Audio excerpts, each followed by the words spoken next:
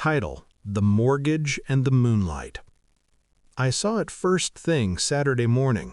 The notification blinked on my phone, praying for my son who forgot where he came from. My mother, my own mother. The post was venom wrapped in piety. I hadn't responded. I didn't need to. I had already acted. Friday had been quiet, too quiet. That Friday, I'd done what I should have done 11 years ago. I had changed my direct deposit. Every dollar I'd been sending her for bills, $1,400 a month, was rerouted, not a cent to her account. 11 years of trust, of routine, gone in a few calculated keystrokes. I remembered the first time she asked me for money. I was 24, just starting my career, desperate to prove loyalty. She needed a co-signer for a car loan. I had said yes. It felt right. I felt needed.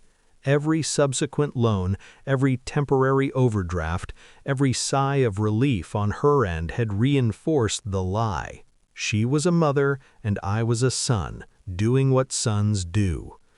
It wasn't always like this. There were weekends when we laughed until our throats hurt, birthday dinners where she insisted I take the last slice, summer mornings with coffee too bitter and sun slipping through the blinds. I believed in her. I believed she believed in me. That's why it cut so deep when the pattern emerged. The first sign was subtle. She'd ask for money more often, in ways that didn't make sense. Bills she didn't have, emergencies that sounded too rehearsed. I chalked it up to strain, until one afternoon when I happened across a credit report she'd accidentally left open on my laptop. Cars, jewelry, shopping sprees, her name on lines of credit she couldn't possibly cover. Every loan, every withdrawal, it wasn't necessity, it was indulgence, and I'd been funding it. My trust had become her capital. I didn't confront her. I didn't yell. I didn't crumble. I planned. Precision became my ally.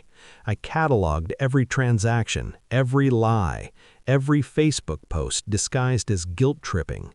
I became a ghost in her finances, invisible, patient, waiting for the perfect alignment. Friday, I executed it. I rerouted the funds. All of them. Mortgage payments, utility bills, her credit card minimums, everything stopped landing in her account. Not out of malice, but justice. I didn't announce it. I didn't gloat. I watched. Saturday morning, her post appeared. I read it 3 times. Forgot where he came from? A dagger. Or maybe just a confirmation. She had no idea what had happened. Panic was brewing beneath her performative grief, and I smiled quietly, sipping my coffee. I had never felt lighter. She called later, voice trembling. "Did you send the money?"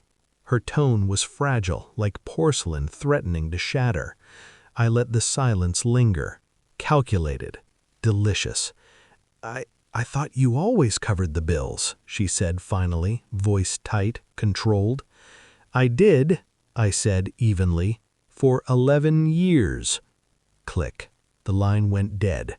I let it stay dead. The week after, I watched the dominoes fall. Collection notices, calls from the mortgage company, emails from credit agencies. The woman who had manipulated me, who had worn my trust like armor, was crumbling, and I stayed in the shadows, silent, calm, watching her unravel like a spool of thread. There was one final encounter. She showed up at my apartment, eyes wide, hands shaking, a mask of faux dignity. "Why?" she whispered, almost breaking. I didn't need words. I let her stare at my door, at my life, at the quiet evidence of my absence. Every borrowed dollar, every lie, every manipulated sigh, the weight of it hit her. Her lips trembled. Not a tear, not yet, just recognition. "Consider it lessons," I said finally, calm, almost gentle. "Lessons you should have taught yourself." And she understood. Not fully, not immediately, but enough. I didn't need to explain my plan, my patience, my cold strategy.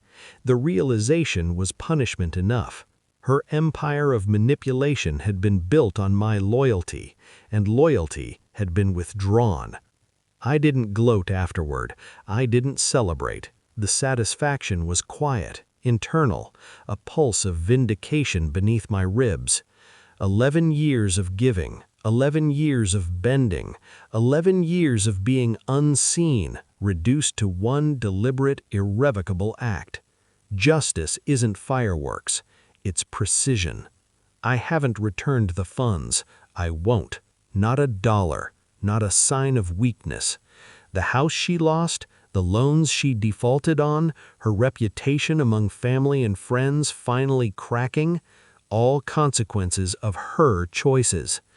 I sit at my desk now, looking out at the city lights, feeling the weight of calm, relief, power, the knowledge that I waited, that I planned, that I delivered without spectacle.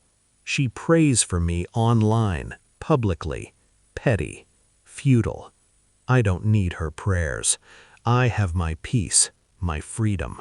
The story she tried to rewrite is mine to tell, and I told it perfectly.